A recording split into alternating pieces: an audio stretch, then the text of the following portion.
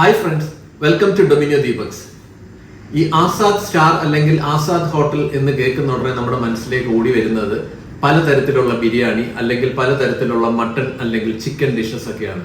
പക്ഷെ ഞാൻ ഇന്ന് ആസാദിൽ പോകുന്നത് ഇതൊന്നും കഴിക്കാനായിട്ടല്ല, നല്ല തനി നാടൻ മീനും കൂട്ടിയുള്ള മീൽസ് കഴിക്കാൻ വേണ്ടിയിട്ടാണ്. ആസാദിൽ നല്ല സൂപ്പർ ആയിട്ടുള്ള മീൽസ് അവൈലബിൾ ആണ്. പലതരത്തിലുള്ള ഫിഷൊക്കെ കിട്ടും അവിടെ. അല്ലാതെ ചിക്കനും മട്ടണും മാത്രമല്ല, ബിരിയാണി മാത്രമല്ല അവിടെ ഉള്ളത്. അപ്പോൾ ഇന്ന് നമുക്ക് ആസാദ് സ്റ്റാറിലെ മീൽസ് വിശേഷങ്ങളൊന്ന് കണ്ടിട്ട് വരാം. ഡൊമിനിയോ ദീപക്സിന്റെ മറ്റൊരു വീഡിയോയിലേക്ക് എല്ലാവർക്കും സ്വാഗതം. മട്ടൺ ബിരിയാണി അല്ലെങ്കിൽ ചിക്കൻ ബിരിയാണി എന്ന് കേട്ട് കഴിയുമ്പോൾ തിരുവനന്തപുരത്തുകാരുടെ മനസ്സിലേക്ക് ആദ്യം ഓടിയെത്തുന്ന ഒരു റെസ്റ്റോറൻറ്റിൻ്റെ പേര് തന്നെയായിരിക്കാം ഒരുപക്ഷെ ആസാദ് എന്ന് പറയുന്നത്. 1940 അതായത് 85 വർഷങ്ങൾക്ക് മുന്നേ തിരുവനന്തപുരത്ത് വള്ളക്കടവ് എന്ന് പറയുന്ന സ്ഥലത്താണ് ആദ്യമായിട്ടൊരു ആസാദ് റെസ്റ്റോറൻറ്റ് ഓപ്പൺ ആവുന്നത്. അതിനുശേഷം ഈസ്റ്റ് ഫോർട്ടിലും മറ്റ് പല സ്ഥലങ്ങളിലും റെസ്റ്റോറൻറ്റ് ഓപ്പൺ ആയിട്ടുണ്ട്. ബിരിയാണിയുടെ സ്വാദ് എന്താണെന്നുള്ളത് നമ്മളെ ആദ്യം അറിയിച്ചു തന്ന ഒരു റെസ്റ്റോറൻറ്റുകളിൽ ഒന്നാണ് ഈ ആസാദ് എന്ന് പറയുന്നത്. എല്ലാ പേരും കരുതുന്നത് പോലെ ബിരിയാണി അല്ലെങ്കിൽ മട്ടൺ വിഭവങ്ങൾ, ചിക്കൻ വിഭവങ്ങൾ മാത്രമല്ല കേട്ടോ ആസാദിൽ കിട്ടുന്നത്. എസ്പെഷ്യലി ഈ ആസാദ് സ്റ്റാറിലോട്ട് നമ്മൾ വന്നു കഴിഞ്ഞാൽ നല്ല അടിപൊളി നാടൻ രീതിയിലുള്ള നമുക്ക് മീൽസ് വരെ ഇവിടെ ലഭിക്കുന്നുണ്ട്. അതിൻ്റെ കൂടെ നല്ല ഫ്രഷ് ആയിട്ടുള്ള മീൻ, അങ്ങനെയുള്ള കാര്യങ്ങളെല്ലാം ലഭിക്കും. അപ്പോൾ ഞാൻ ഇന്ന് എന്ത് തന്നെയാണെന്നുണ്ടെങ്കിലും ഇവരുടെ മീൽസ് കഴിക്കാൻ വേണ്ടിയിട്ടാണ് വന്നേക്കുന്നത്. ഇവരുടെ ആ ഒരു മെനു കാർഡ് എന്ന് പറഞ്ഞാൽ അതൊരു ജംബോ സൈസ്ഡ് മെനു ബുക്ക്ലെറ്റ് തന്നെയാണ്. അതിനകത്ത് വൈഡ് റേഞ്ച് ഓഫ് ഐറ്റംസ് നമുക്ക് അവൈലബിൾ ആണ്. അതായത് എല്ലാ ടൈപ്പ് ഫുഡും ഇവരിവിടെ കേറ്റർ ചെയ്യുന്നുള്ളത് ഈ ഒരു മെനു കാർഡ് കാണുന്ന ഉടനെ നമുക്ക് മനസ്സിലാവും. ഞാൻ നേരത്തെ പറഞ്ഞല്ലോ, ഇവിടുത്തെ ആ ഒരു മീൽസും അതുപോലെ ഇവരുടെ പലതരത്തിലുള്ള ഫിഷ് ഇവിടെ അവൈലബിൾ ആണ്. ആ മീനും കൂടെ ട്രൈ ഔട്ട് ചെയ്യാനായിട്ടാണ് ഞാൻ വന്നതെങ്കിലും ആസാദിൽ വന്നു കഴിഞ്ഞാൽ ഒരു മട്ടൺ സൂപ്പ് കുടിച്ചില്ലെങ്കിൽ എനിക്ക് അതൊരു പൂർണ്ണത കിട്ടൂല. എനിക്ക് ഇവിടുത്തെ മട്ടൺ സൂപ്പ് ഭയങ്കര ഇഷ്ടമാണ്. ഇത് ശരിക്കും പറഞ്ഞാൽ നിറയെ പീസസ് ഒക്കെ ഇട്ടിട്ട് ഇവർ നല്ല രീതിയിൽ ഇതിനെ സ്ലോ കുക്ക് ചെയ്ത് എടുക്കുന്ന ആ ഒരു സൂപ്പാണ്. അതിനൊരു പ്രത്യേക ടേസ്റ്റാണ്.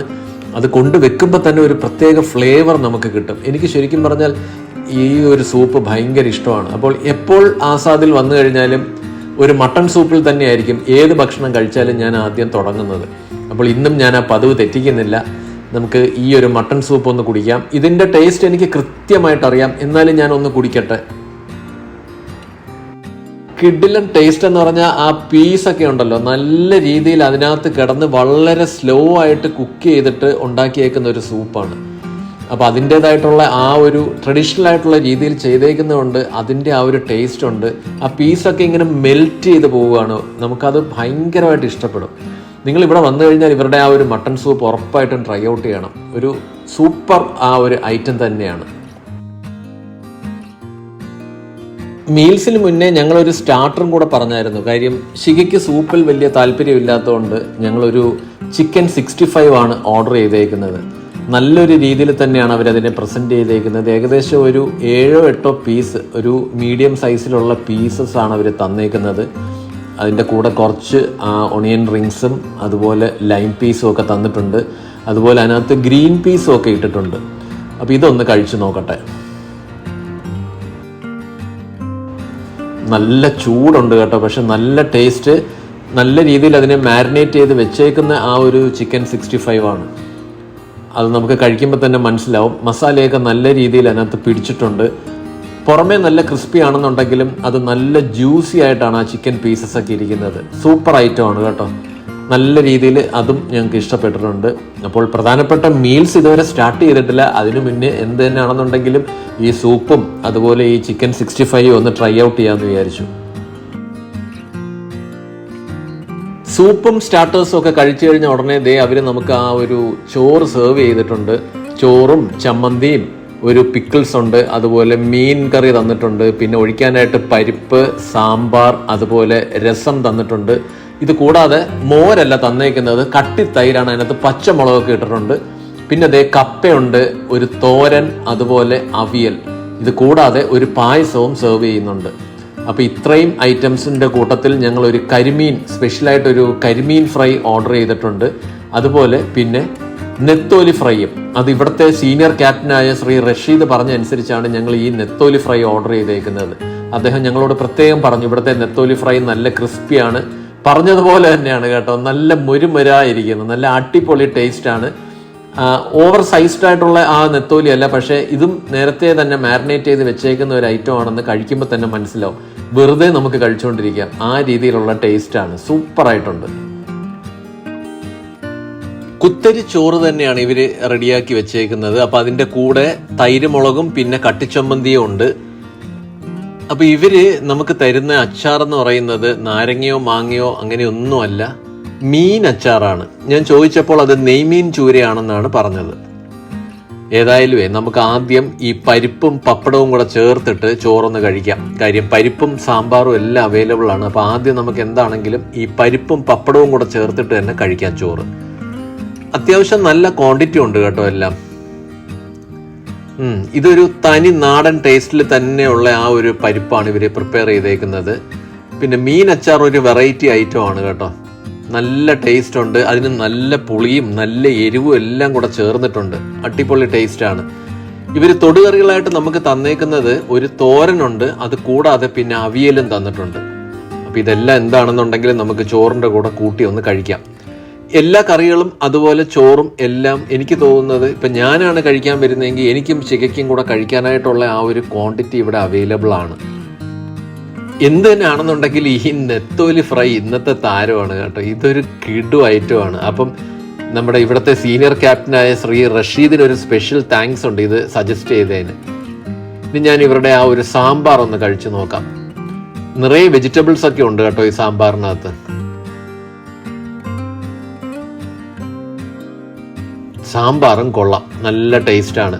എല്ലാത്തിനും ഒരു തനി നാടൻ ടേസ്റ്റ് വരുന്നുണ്ട്. അതുപോലെ തന്നെയാണ് ഇവരുടെ തൊടികറികളും ഈ തോരനും അവിയലും, എല്ലാത്തിനും ആ ഒരു നാടൻ ടച്ച് വരുന്നുണ്ട്. സാധാരണഗതിയിൽ കപ്പയും മീൻകറിയും കണ്ടു കഴിഞ്ഞാൽ ഞാൻ ആദ്യം അത് തന്നെയാണ് കഴിക്കുക. ഇന്ന് എന്ത് തന്നെ ആണെങ്കിലും ഒരു ചേഞ്ച് ആയിക്കോട്ടെ എന്ന് വിചാരിച്ചിട്ടാണ് ഞാൻ ആദ്യം ചോറും പരിപ്പും സാമ്പാറും എല്ലാം കൂട്ടി കഴിച്ചിട്ടാണ് ഞാനിപ്പോൾ ഈ കപ്പയും മീൻകറി എടുക്കുന്നത്. ഈ മീൻകറിക്കകത്ത് മുരിങ്ങയ്ക്കയൊക്കെ ഇട്ടിട്ടുണ്ട് കേട്ടോ. എനിക്ക് ഈ മുരിങ്ങയ്ക്ക ഇട്ട മീൻകറി കഴിക്കാനായിട്ട് ഭയങ്കര ഇഷ്ടമാണ്. നല്ല എരിവും പുളിയും എല്ലാം ചേർന്നിട്ടുള്ള മീൻകറിയും നല്ല ഒഴുക്കിയെടുത്തേക്കുന്ന കപ്പയും ചോറിൻ്റെ കൂടെ ഐഡിയൽ ആയിട്ടുള്ള ഒരു സംഭവമാണ്. എന്താണെങ്കിലും ഈ മീൻകറി എനിക്ക് ഇഷ്ടപ്പെട്ട്, അപ്പം ചോറിനകത്തൂടെ നമുക്ക് ഈ മീൻകറി ചേർത്ത് കഴിക്കാം. നമ്മുടെ ഈ കരിമീൻ ഇവിടെ ഇങ്ങനെ ഇരിക്കുകയാണ്. അപ്പം എന്താണെങ്കിലും ഈ കരിമീൻ ഒന്ന് കഴിച്ചു നോക്കാം. അത്യാവശ്യം നല്ല വലിപ്പമുള്ള ഒരു കരിമീൻ തന്നെയാണ് ഇവർ സെർവ് ചെയ്തേക്കുന്നത്.